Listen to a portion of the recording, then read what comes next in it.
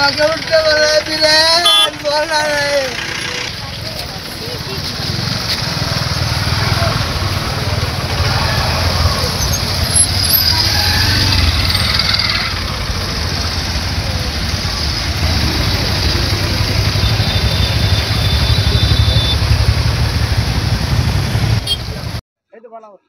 সমগ্ৰ অসমে গম পাইছে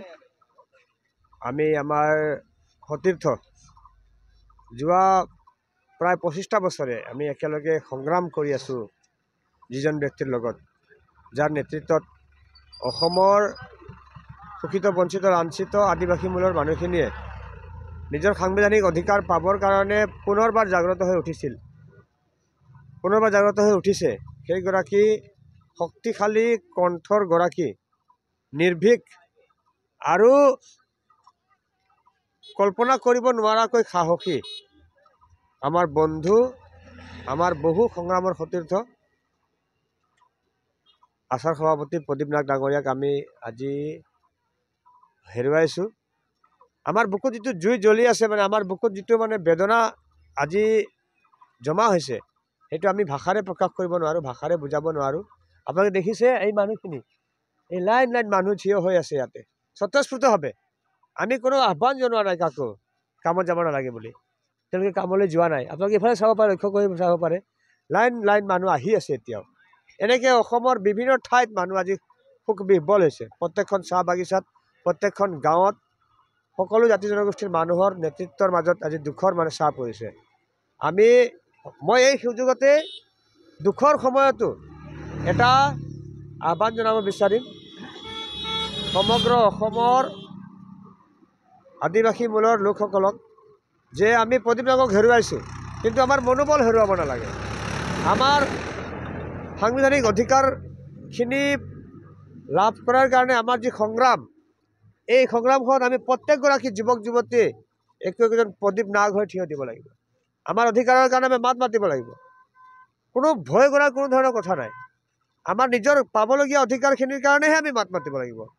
সেয়েহে মই প্ৰদীপ নাগৰ মৃত্যুৰ এই অতি দুখ লগা সময়তো মই সকলোকে আহ্বান জনাব বিচাৰিছোঁ যে জাষ্টিন লাকৰায়ে হওক প্ৰদীপ নাগেই হওক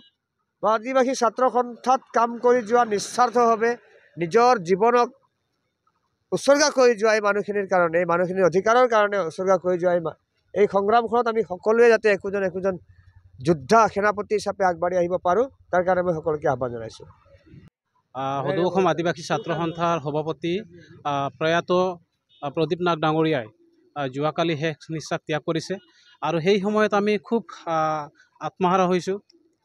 কিয়নো এজন আদিবাসী জনগোষ্ঠীৰ হকে মাত মাতা বলিষ্ঠ কণ্ঠৰে যাক নেকি বজ্ৰকণ্ঠ বুলিব পাৰি আৰু তেনেকুৱা এজন নেতাক হেৰুৱাব পাই আমি সঁচাকৈ মৰ্মাহত হৈছোঁ আদিবাসী সমাজৰ কাৰণে লগতে বৃহত্তৰ এই অসমৰ কাৰণে এটা অপূৰণীয় ক্ষতি হৈছে যিহেতুকে তেখেতে মানে নিষ্পীড়িত অৱহেলিত শোষিত জাতি জনগোষ্ঠীটোৰ ন্যায্য প্ৰাপ্তি অধিকাৰৰ কাৰণে তেখেতে মাত মাতি আহিছিলে আৰু আজি তেখেতৰ যিটো অনুপস্থিতিত আমি সঁচাকৈয়ে খুব দুখ পাইছোঁ আৰু সদৌ অসম আদিবাসী ছাত্ৰ সন্থাৰ তৰফৰ পৰা আমি আজি তেখেতৰ যিটো নেকি নশ্বৰ দেহ শ্ৰদ্ধাঞ্জলি জনাবৰ কাৰণে আজি আতেৰিঘাটত আমি হাজাৰ হাজাৰ আমাৰ যি নেকি আদিবাসী ভাই ভনীসকল মা দেউতাসকল তেওঁলোকে কাম ক্ষতি কৰি পেলাই একমাত্ৰ প্ৰদীপ নাথে যিহেতুকে এই পৃথিৱীত নাই তেখেতক শেষ শ্ৰদ্ধাঞ্জলি জনাবৰ কাৰণে তেখেতসকলে ৰাজপথত ওলাই আহিছে। এয়া ৰাজপথত হাজাৰ হাজাৰ লোক সমাগম হৈছে কিয়নো তেখেতক আজি শেষ বিদায় দিবৰ কাৰণে তেখেতলোকে স্বতঃস্ফূৰ্তভাৱে ওলাই আহিছে। তেওঁলোকে আজি বাগানত কাম কৰে আৰু সেই বাগানত কাম কৰা শ্ৰমিকখিনিয়ে যে প্ৰদীপ নাগক শেষ শ্ৰদ্ধা জনাবৰ কাৰণে তেওঁলোকে স্বতঃস্ফূৰ্তভাৱে ওলাই আহিছে।